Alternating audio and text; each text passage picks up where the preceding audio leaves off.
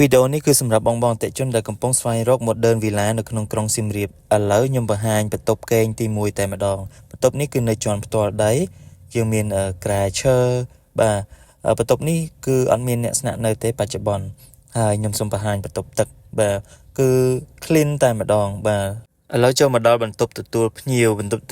គឺមានភាពធំទូលាយស្រស់ស្អាតទំនើបបាទមានសាឡុងមានទូរទស្សន៍មានតុញ៉ាំអាហារ kitchen គឺនៅក្នុងនឹងមួយ set តែម្ដងហើយក៏មាន mini bar ផងដែរហើយសម្រាប់អំពូលភ្លើងវិញគឺ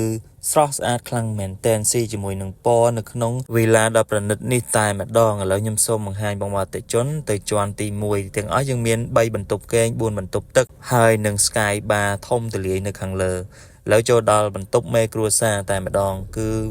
view ស្អាតការរៀបចំគឺចេញមកគឺ clean គឺស្អាតតែម្ដងបាទសម្រាប់ villa ប្រណិតមួយនេះគឺមានប្លង់ស្ថាបត្យកម្មសាងសង់ត្រឹមត្រូវចេញមកគឺស្តង់ដារតែម្ដងឥឡូវខ្ញុំសូមបង្ហាញ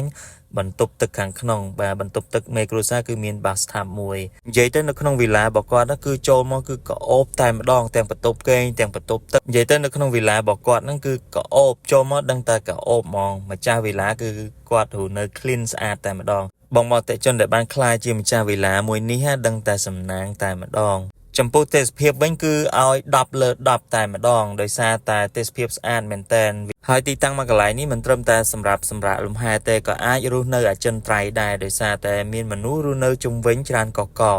ឡូវយើងចូលដល់បន្ទប់គេងទី3បន្ទប់កូនស្រីរបស់គាត់ view ទៅភ្នំក្រោមឃើញស្អាតខ្លាំងមែនតើតិចទៀតខ្ញុំបង្ហាញ view ចេញពីបន្ទប់គេងរបស់គាត់បាទនេះគឺជា view ភ្នំក្រោមគឺស្អាត